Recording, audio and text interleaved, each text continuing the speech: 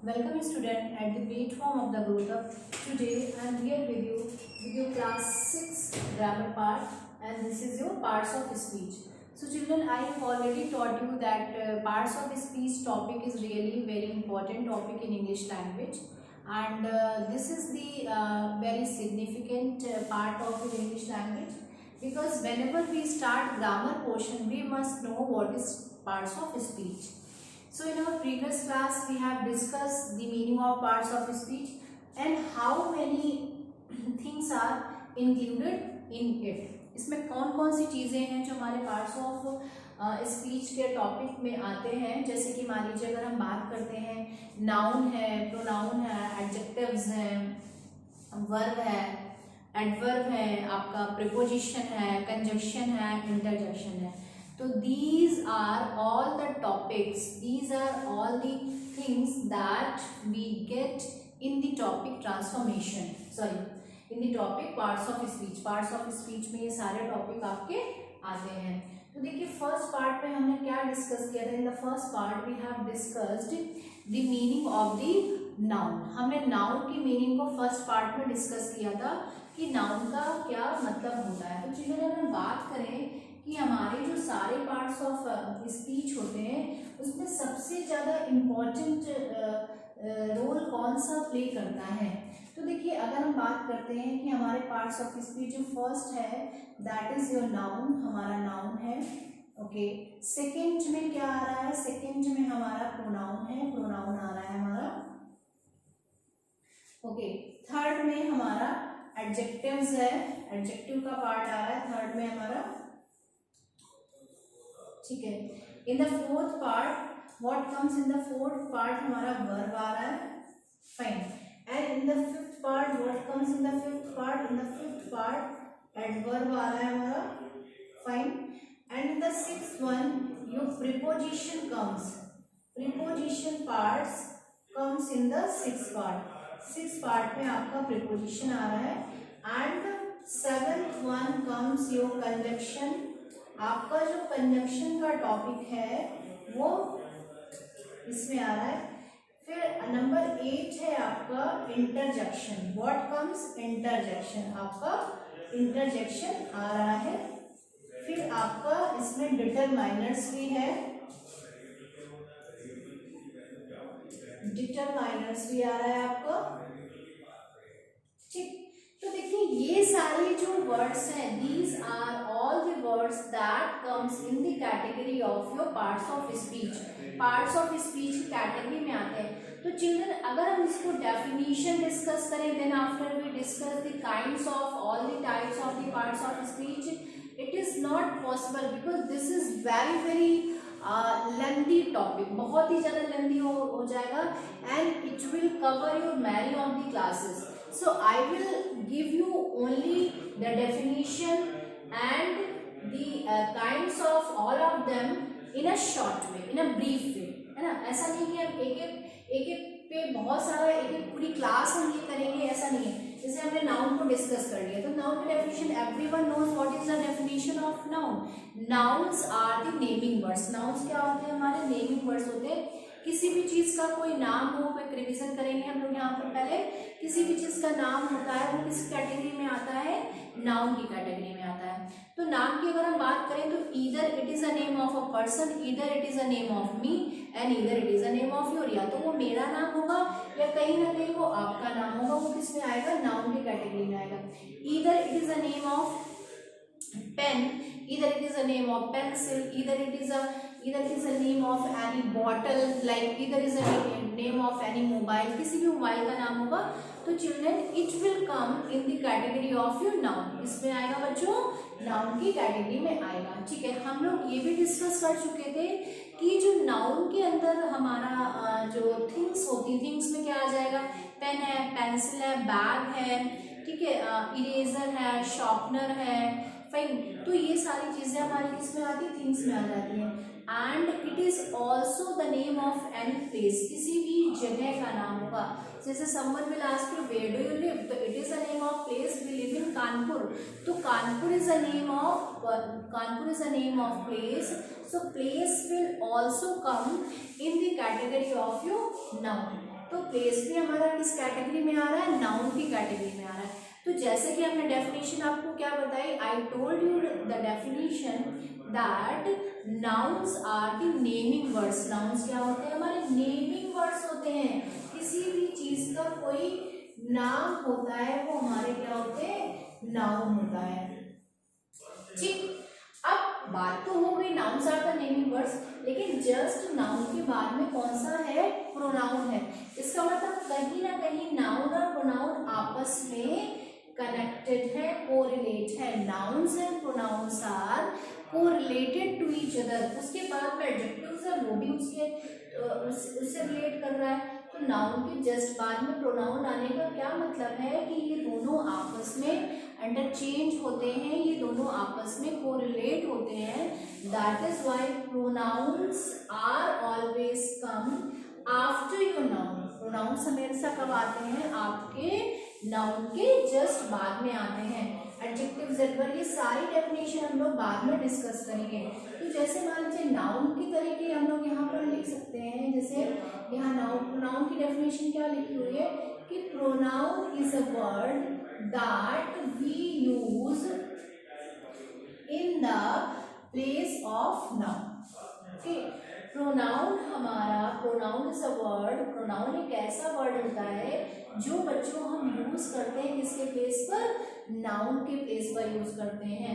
Example हमारा we है, she है, ही है, यू है, एसेट्रा। ओके, सो ये हमको समझ में आया कि pronouns are the words that we use in a place of a noun. So you know that nouns are the naming words. Noun तो किसी का नाम होते हैं। तो अगर हम किसी का नाम नहीं यूज करना चाहते तो pronoun यूज कर लेंगे। Am I correct? Are you getting my point? What I am saying to you? कि अगर हम किसी का नाम नहीं यूज करना चाहते हैं तो हम लोग क्या यूज कर लेंगे, प्रोनाउन यूज करेंगे। Very good, fine.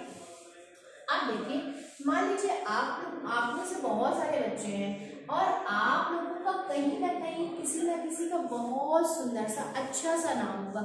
Everyone has his or her very nice name. Someone is Anjali, someone is Raghav, someone is Sweetie, someone is Jolly, someone is Neha, someone is Shatakshi। बहुत अच्छे अच्छे बच्चों के आजकल नाम होते हैं, लाइक अक्षरा। तो ये सारे जो नेम हैं, these are the name that come in the category of your noun। लेकिन मुझे नहीं अच्छा लगा कि बार बार हम बच्चों का नाम लें, तो कौन सा वर्ड यूज करेंगे children, we use here pronouns, because that is why I told you that पहले noun फिर pronoun, because noun and pronouns are correlated। nouns and pronoun are interchange, आपस में क्या हो जाते हैं, इंटरचेंज हो जाते हैं। अब जैसे मान लीजिए as I have written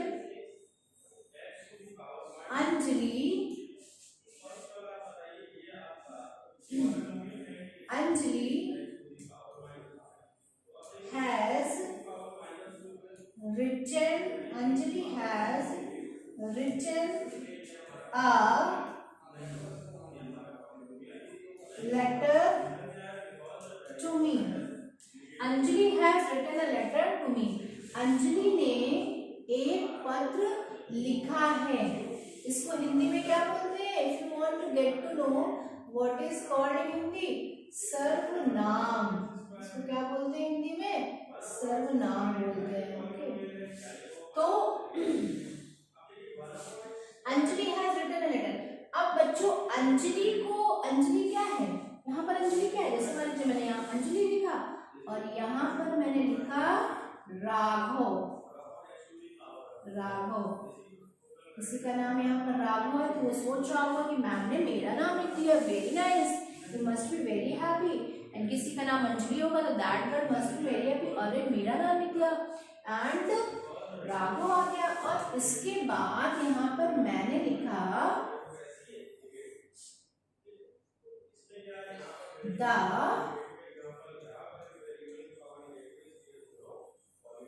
students. अब देखिए इन तीनों सेंटेंस में राघव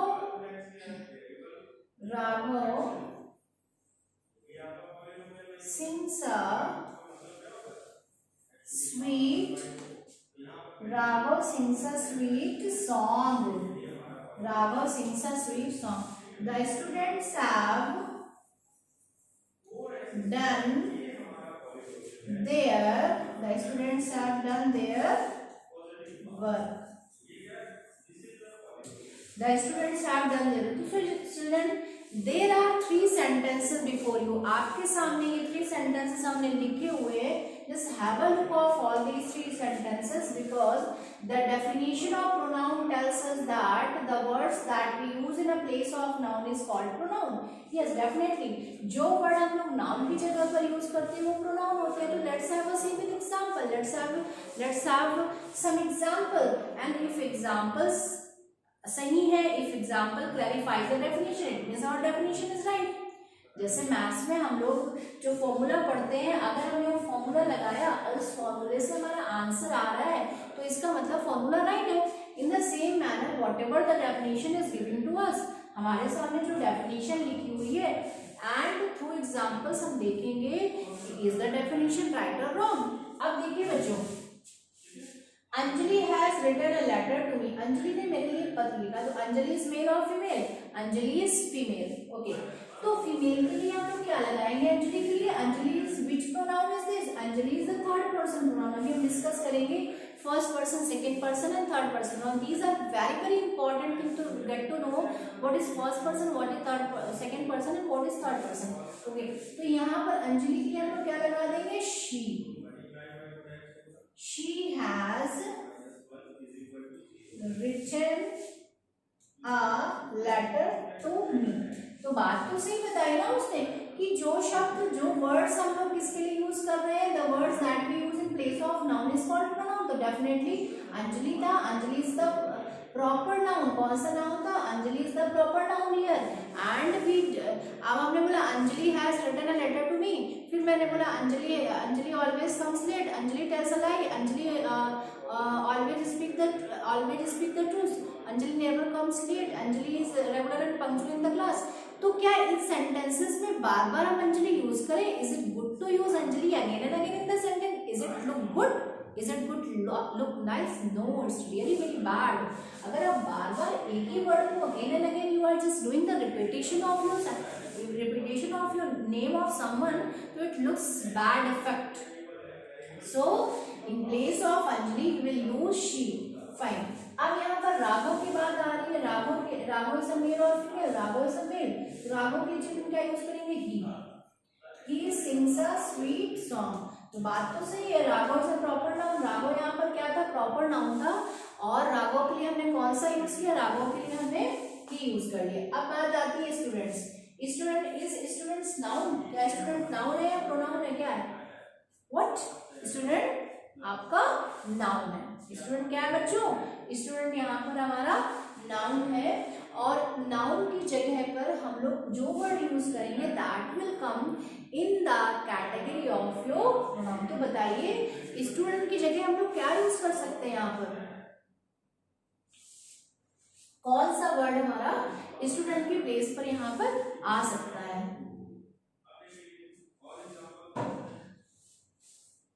बताइए चिल्ड्रन. जो स्टूडेंट्स है वो हमारा कौन सा नाउन है? स्टूडेंट हमारा है कॉमन नाउन. ये हमारा प्रॉपर नाउन नहीं है बिकॉज ये किसी का नाम नहीं है. फाइन. तो ये हमारा कॉमन नाउन है. और कॉमन नाउन भी किस फॉर्म में है?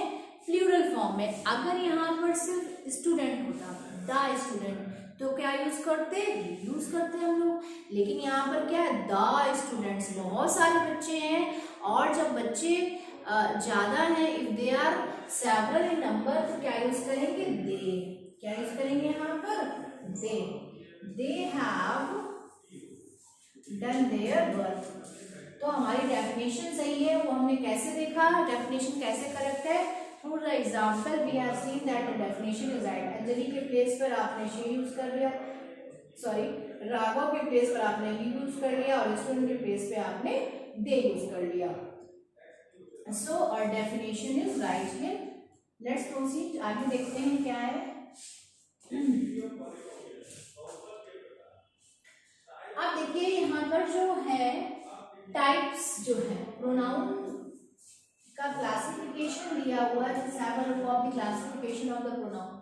सबसे पहला जो प्रोनाउन का क्लासिफिकेशन वो क्या है, पर्सनल प्रोनाउन, ठीक है, demonstrative pronoun, indefinite pronoun, distributive pronoun, interrogative pronoun, reflexive pronoun, possessive pronoun, reciprocal pronoun.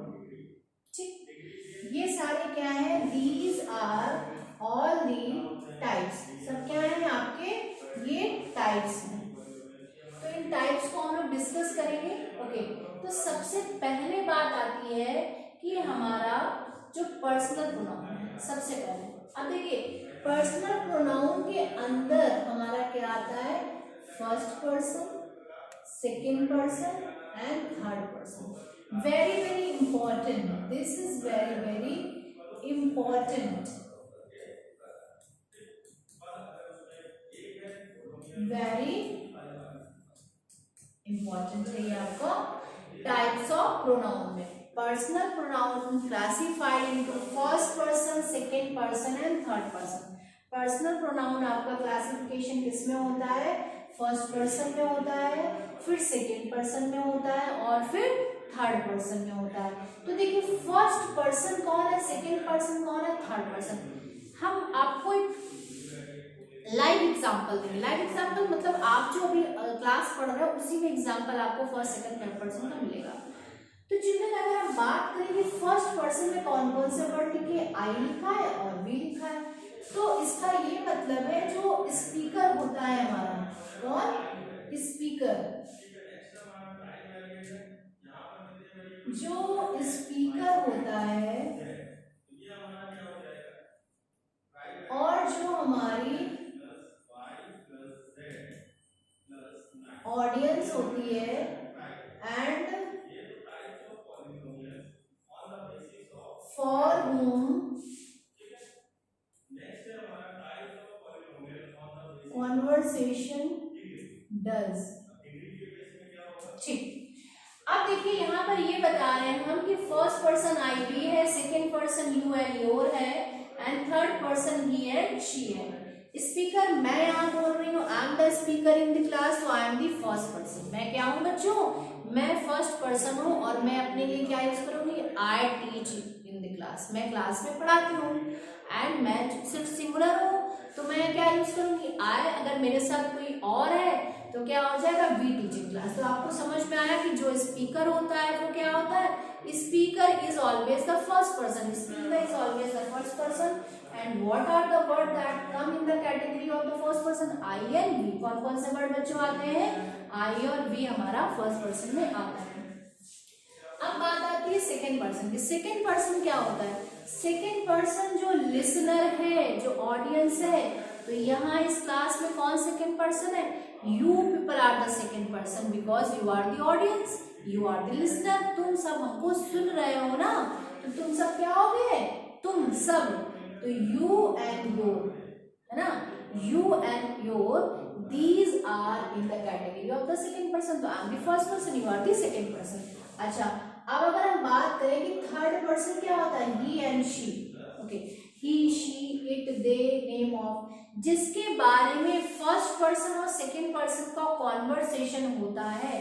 The first person and the second person, I and you, मैं और आप क्या क्या कर रहे हैं यहाँ पर, I am teaching you English. तो इंग्लिश के लिए क्या यूज होगा, इट यूज होगा।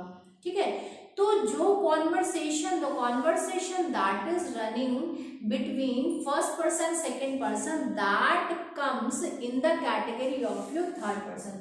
जो भी कॉन्वर्सेशन, जो भी बातचीत फर्स्ट पर्सन और सेकेंड पर्सन के बीच में होती है वो हमारा किस में आता है, थर्ड पर्सन की कैटेगरी में आता है। जैसे मान लीजिए ही है, शी है, इट है, दे है। तो ही शी क्या होता है, जैसे मान लीजिए हम किसी बच्चे के बारे में बात करें जो बच्चा आज नहीं आया हुआ है, हम कहेंगे Anjali, Anjali always comes late, Anjali is not regular. फिर हमने उसकी जगह she is not regular, he is not regular, है ना। तो हम लोग उसके बारे में बात कर रहे हैं बच्चों, कैसे बात कर रहे हैं ये बता रहे हैं, ही और शी का यूज करके। तो ये सब हमारे थर्ड पर्सन। तो आपको इतना समझना है, speaker is always the first person, listener is always the second person, and the conversation that is going on between first person and second person that comes in the category of third person. तो ये आपका क्या हो गया, personal pronoun. ठीक है, ये personal pronoun हो गया। फिर पर्सनल प्रोनाउन में भी हम लोगों की बहुत सारी कैटेगरी होती है। पर्सनल प्रोनाउन में अगर हम बात करें तो आई हमारा सब्जेक्टिव है, आई हमारा सब्जेक्ट के केस में आता है, लेकिन आई का जो ऑब्जेक्ट होगा वो क्या होगा, आई का ऑब्जेक्ट हो जाएगा मी। ठीक, और आई का जो पॉजिटिव केस हो जाएगा वो हो जाएगा माई एंड माइन। ठीक, फिर इसका जो हो जाएगा वी का जो हो जाएगा हमारा अस है। फिर क्या है, अस के बाद हम लोग क्या हमारा आर है, देन आर्स है। ठीक, तो ये सब्जेक्टिव केस में आ रहा है। फिर यू है, यू हमारा सब्जेक्ट भी होता है, हमारा ऑब्जेक्ट भी होता है, यू एंड यू, और लास्ट में यू होता है। तो जैसा अभी हमने यहाँ पर बताया कि you is your subject as well as your object. You हमारा सब्जेक्ट भी है और यू हमारा ऑब्जेक्ट भी है। इस बात को हमें यहाँ पर बच्चों प्रूव करना है। जैसे मान लीजिए यहाँ पर हमने लिखा आई लाइक यू, क्या लिखा मैंने, आई लाइक यू, और फिर मैंने लिखा यू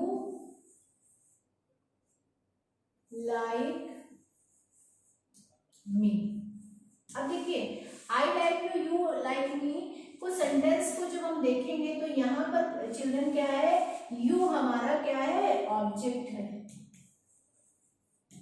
ठीक, लेकिन यू लाइक मी में यू हमारा क्या है, सब्जेक्ट है। ठीक, तो ये कहना बिल्कुल सही है।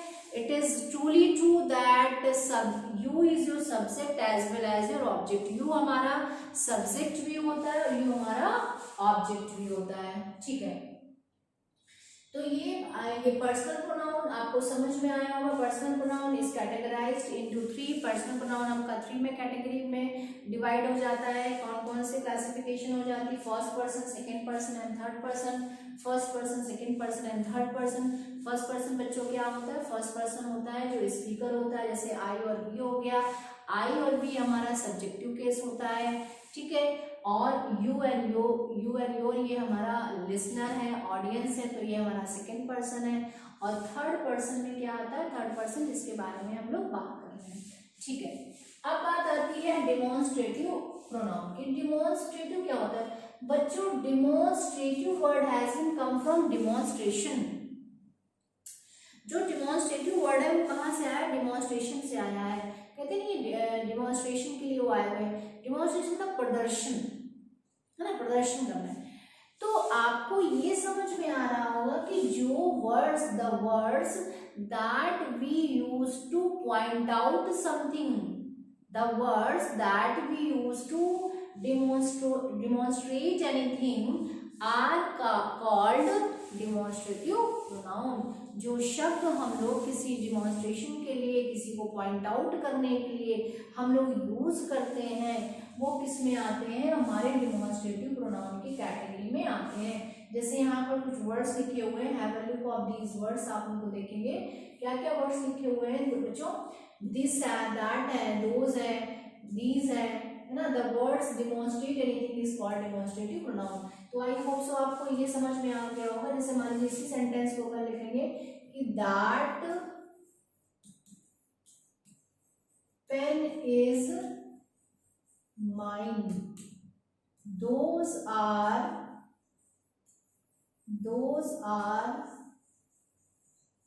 योर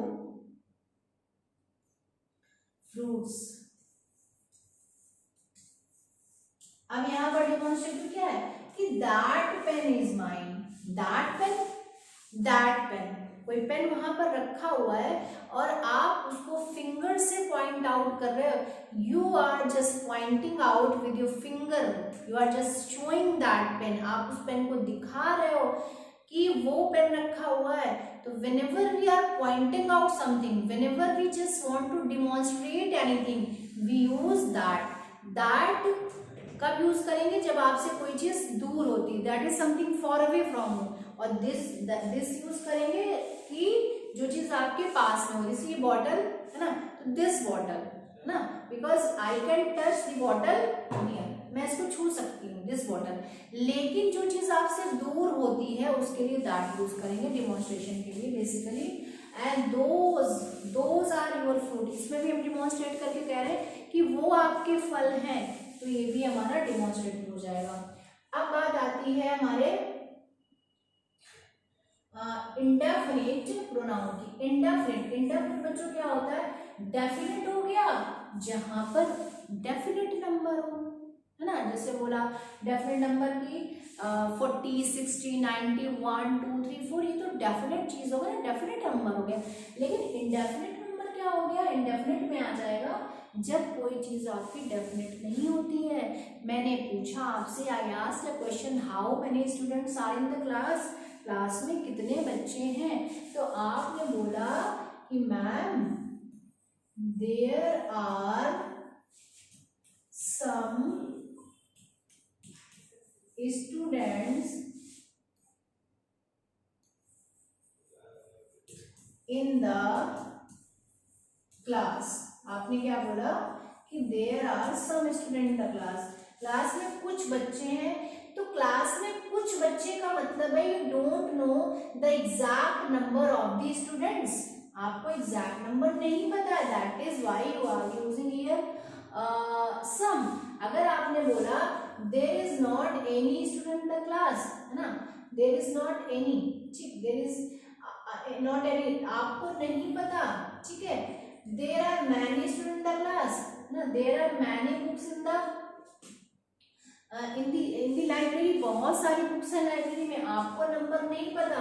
इट मीन्स जो संख्या है, जो नंबर है, जो क्वांटिटी है, वो आपको नहीं पता है, तो दैट इज इंडेफिनिट प्रोनाउन। किस कैटेगरी में आएगा? वो आपका इंडेफिनिट प्रोनाउन की कैटेगरी में आएगा।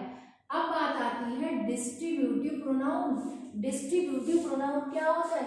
जहां पर हम किसी को डिस्ट्रीब्यूट कर रहे हैं, डिस्ट्रीब्यूट का मतलब होता है whenever we personalize someone, किसी को व्यक्तिगत रूप से बता रहे हैं। whenever we individualize someone, जब हम किसी को इंडिविजुअलाइज कर रहे हैं, जैसे कि each one is good in my class, कोई क्लास है और मान लीजिए यही क्लास है, आप लोग पढ़ रहे हो यहाँ पर, और मैं बोल रही हूँ each one is good in my class। each one is good in my class का मतलब होता है क्लास का एक एक बच्चा अच्छा है, हर एक बच्चा अच्छा है। तो ईच वर्ड लगाने का मतलब ये हुआ कि हमने सबको क्या किया? इंडिविजुअलाइज किया, व्यक्तिगत रूप से हमने बताया। बच्चों जहां पर ये वर्ड यूज करते हैं वो डिस्ट्रीब्यूटिव प्रोनाउन होता है। Each and everyone is good in my class, everything matters, fine, either you or your sister either you or your sister has done it, है ना, neither you nor I have done it, तो ये आपका distributive. Interrogative pronoun, the question word that we use, the question word that we use come in the category of the interrogative pronoun. किस category में आ जाएगा? Interrogative pronoun की category में आ जाएगा, जो हमारा क्वेश्चन वर्ड्स होते हैं।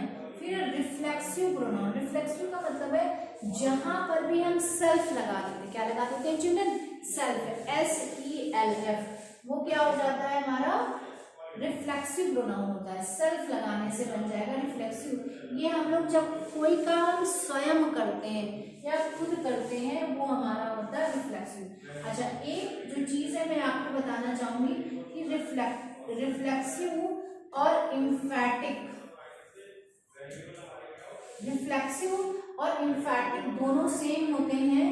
सेल्फ फॉर्म को रिफ्लेक्सिव भी बोलते हैं और सेल्फ फॉर्म को इम्फैटिक भी बोलते हैं, but there is a slight difference between reflexive and emphatic. Emphatic और रिफ्लेक्सिव में एक छोटा सा डिफरेंस होता है।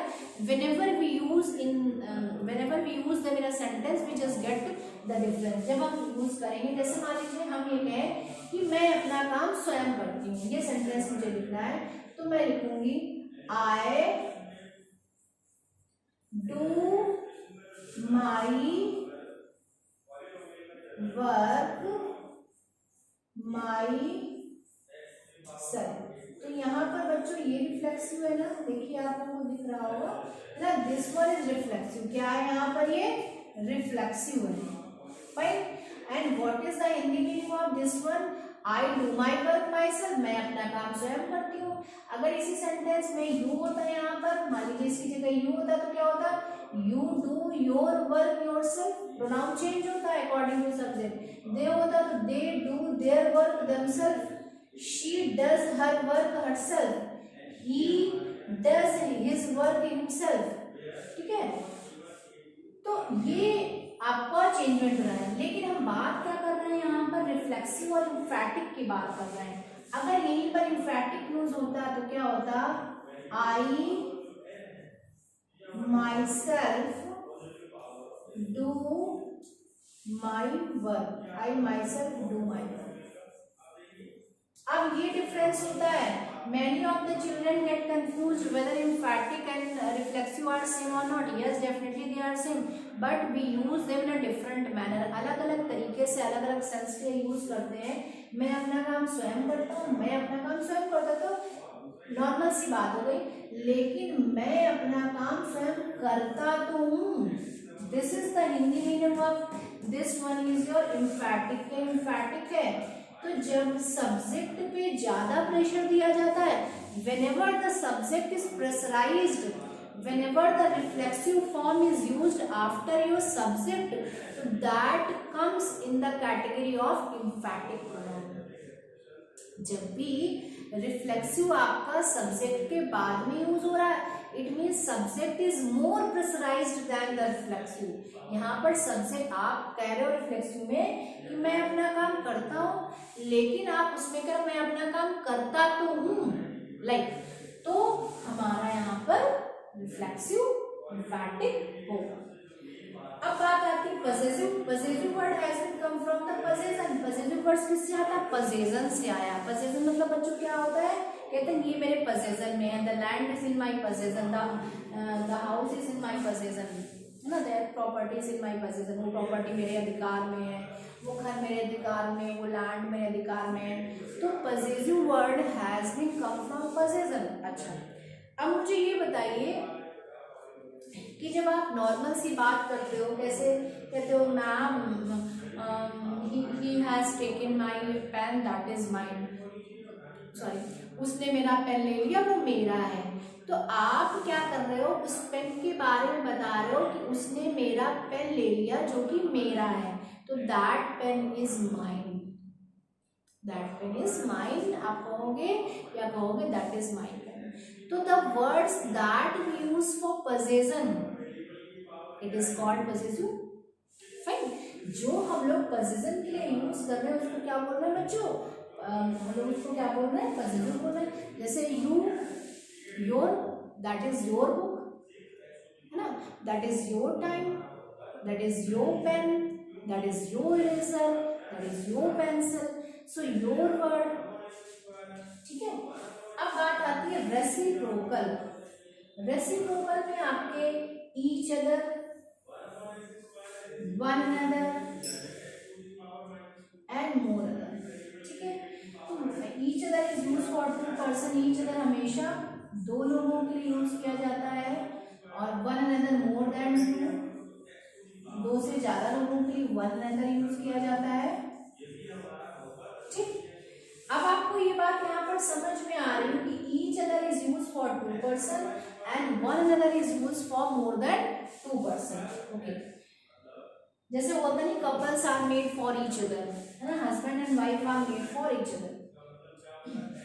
तो here we have discussed what we have discussed, we have discussed the personal, हमने क्या क्या यहाँ पर डिस्कस कर लिया है? Personal pronoun, demonstrative pronoun and indefinite pronoun, distributive pronoun, interrogative pronoun, reflexive pronoun, possessive pronoun, and then after we have discussed what? We have discussed all the types of the pronoun. Okay, यहाँ पर आपको एक exercise बच्चों दी हुई है, just have a look of this exercise. You have to fill the correct form of your pronoun. देखिए यहाँ पर कुछ वर्ड्स आपको दिए गए हैं, उन वर्ड्स में आपको यहाँ पर the farmer to his field, farmer लाया, किसको लाया? The farmer they to his field, the farmer their to the field, नहीं, द फॉर्मर टुक देम, किसको लाया, उनको लाया, फॉर्मर किसको लाया, उनको लाया। तो यहाँ पर कौन सा केस आएगा, देम, दे हमारा क्या था, दे हमारा सब्जेक्ट था और ये हमारा ऑब्जेक्ट है और ये हमारा क्या है, पॉसेसिव केस है। तो this one is the subjective case, this one is the objective case and this one is the possessive case. ये हमारा एज अ सब्जेक्ट यूज होता है, ये हमारा एज एन ऑब्जेक्ट यूज होता है, ये हमारा एज अ पॉसेसिव यूज होता है। ठीक है, हाउ मच डिड सरिता पे फॉर, सरिता अपनी फ्रॉक के लिए कितना, सरिता ने अपनी न्यू फ्रॉक के लिए कितना पे किया। तो सरिता क्या है, फीमेल है, ठीक है। तो सरिता के लिए यहाँ पर शी तो आएगा ही नहीं, because Sarita is already use, subject use, तो शी तो आएगा नहीं, हिम आएगा नहीं because him is use for male. तो क्या आएगा बच्चों, हर आएगा। तो क्या हो जाएगा, हर। हाउ मच डिड सरिता पे फॉर हर न्यू फ्रॉक, सरिता ने अपनी न्यू फ्रॉक के लिए कितना पे किया। फाइन। अनिल मेट, अनिल मिला किससे, अनिल मेट आई, अनिल किससे मिला, माई नहीं, अनिल मेट मी, अनिल मुझसे मिला स्टेशन में। बिकॉज अनिल क्या है, अनिल इज द सब्जेक्ट। तो यहाँ पर हमको क्या लगाना था, यहाँ पर हमको ऑब्जेक्ट यूज करना था। दे सॉ, उन्होंने देखा, नियर द स्कूल गेट, किसको देखा, दे सॉ वी, हमें देखा ना, तो दे सॉ अस, ठीक है, they saw us near the school gate. Prakash told the address of his shop, this one is not clear, okay.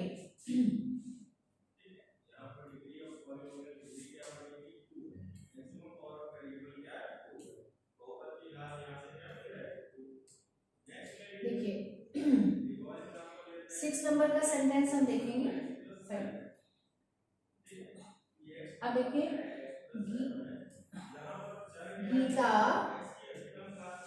Gita met at the playground. तो गीता मिली किससे, मुझसे मिली ना, तो Geeta met me at the playground. Anand paid 200 rupees for the ticket, Anand paid his 200 rupees for the ticket, है ना। आनंद ने अपने 200 rupees टिकट के पे किए। तो यहाँ पर आप दोनों भी लगा सकते हो कि Anand paid in 200 rupees for ticket, Anand ने उसको 200 rupees टिकट के पे किए, या Anand paid his 200 rupees for the ticket, Anand paid his या हिम, ठीक। तो ऐसे भी कर सकते हैं कि आनंद पेड हिज, आनंद ने अपने 200 rupees फॉर द टिकट के पे किए, ये Anand paid him 200 rupees for ticket. This one is more appropriate than this, fine. Now the clerk took to the manager, the clerk took us, हाँ, द क्लर्क टुक अस, यहाँ पर अस होगा, blank नहीं था। The clerk took us, clerk को हमको कहाँ ले गया, मैनेजर के पास में ले गया। सारिका गेव हर, सारिका ने दी, Sarika gave a bicycle, Sarika ने उसको एक बाइसिकल दी। तो यहाँ पर अगर हिम होता तो हिम आ जाता, Sarika gave him a bicycle, Sarika ने उसको एक बाइसिकल दी, लेकिन सारिका गेव हर, उसको बाइसिकल दी, ठीक। प्राची इनवाइटेड दे नहीं, प्राची इनवाइटेड देम, क्या हो जाएगा, देम हो जाएगा। देखिए एक्सरसाइज के थ्रू हमको ये समझ में आ रहा है कि whatever we have learn, we have got the point और नॉट, हमने उसको सीखा कि नहीं। अब देखिए यहाँ पर आपको रिफ्लेक्सिव प्रोनाउन फिल करना है बच्चों। रिफ्लेक्सिव प्रोनाउन जैसे ही मैंने आपको बताया था सेल्फ फॉर्म होता है, तो अगर आपका सिंगुलर होता है तो हम लोग क्या लगाते हैं, सिंगुलर में हम यूज करते हैं, वी यूज SELF ओनली। लेकिन अगर प्लूरल फॉर्म होता है तो प्लूरल फॉर्म में हम लोग SELVES यूज करते हैं, ठीक है। अब देखिए रोहित बिहाइंड द एल्मीरा, ठीक है। Anu has hurt Anu, Paresh is talking to Paresh, ठीक है। The dog with the dog, है ना।